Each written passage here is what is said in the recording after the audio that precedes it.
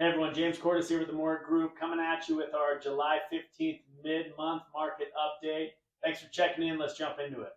On the economic news, let's talk about last week's CPI data that came out on Thursday, PPI on Friday.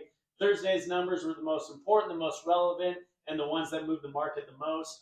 June inflation reading came in at 3%, down from the 3.1 to 3.3 projection, which is a huge difference and really kind of gave the Fed confidence in thinking that inflation is headed in the right direction.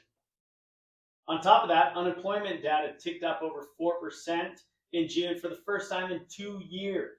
That itself showed that the economy is softening a little bit, and that this kind of lag in numbers is starting to catch up, and the Fed is starting to see what it really wants to see, to start talking about the topic that really came up near the end of the week, and that's rate cuts. Although the PPI data on Friday came in a little bit hotter than expected, it is less weighted by the Fed than the CPI on Thursday. And because of that, there wasn't much market movement after the kind of rate rally on Thursday. And really, Friday was spent talking about what a lot of people were saying are potential rate cuts on the near horizon. I've said over the past 3 or 4 months that I don't believe we're going to get a rate cut until 2025.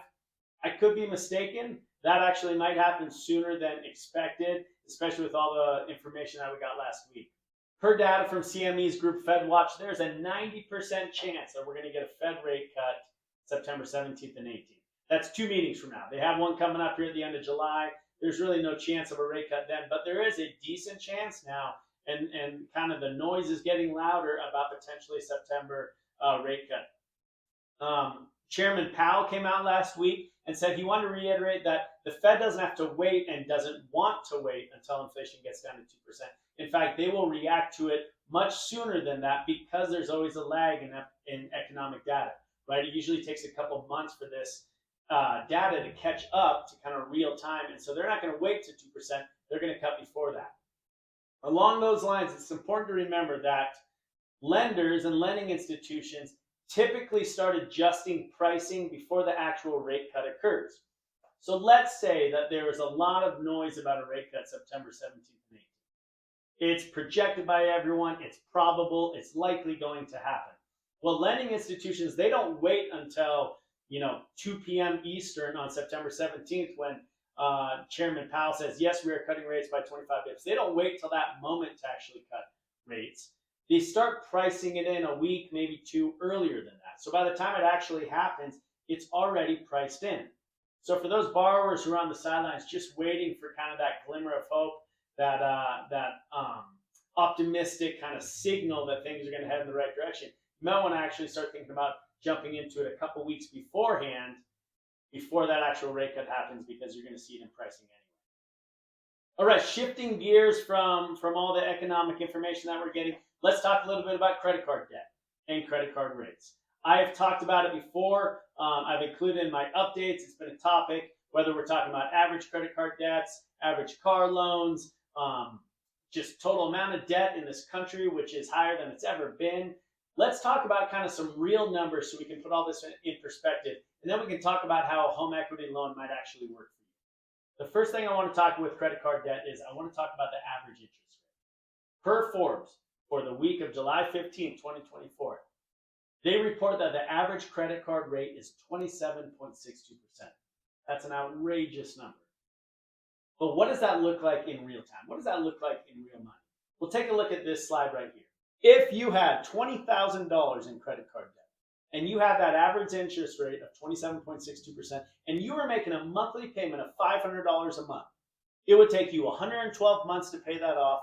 You would pay over $35,000 in interest and be making a total payment of $55,000. So you are paying almost twice as much in interest than you are in the actual debt itself. Another scenario, let's say you had $30,000 in credit card debt. Again, that average rate, 27.62%, and you're paying $700 a month. What does that look like in paying off? 189 months, over $102,000 in interest, with $132,000 in total payment. It's tough when you see it in real numbers, because credit card debt is an uphill battle that everyone's trying to fight. And with a rate at 27%, with a rate at 22%, at 20%, it is almost impossible, or maybe many times it feels impossible to get ahead of it.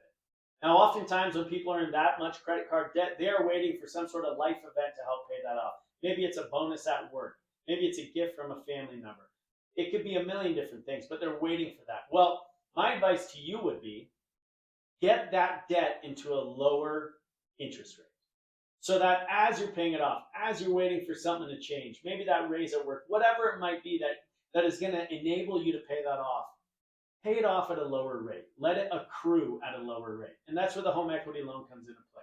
If you're a new res borrower, you have access, you're the only ones who have access to our second, our home equity loan. We can get you $50,000. We don't have to do a full appraisal. If we can tap into that home equity loan, obviously everything has to make sense with qualifying credit scores, all that sort of stuff. But if it makes sense for you, and you can get into a home equity loan with a 10 or 11% rate, which is still high, but much less, in half from that credit card rate, then it makes all the sense in the world. Leverage your collateral against it. Get out from that bank's 25, 27% interest rate and start paying it off at a much more manageable number. It's about the numbers making sense, and we want to be able to help you out if we can. If you have that equity in your home and your property, take advantage of that so that you're not paying these sort of numbers that I just showed to you, because nobody needs to pay that. Nobody should pay that. So let me know how I can help you out. If nothing else, you just want to talk about it, get kind of a consultation, what it might look like, reach out, and I'm happy to run those numbers. Thanks for checking in again, and we'll talk to you later.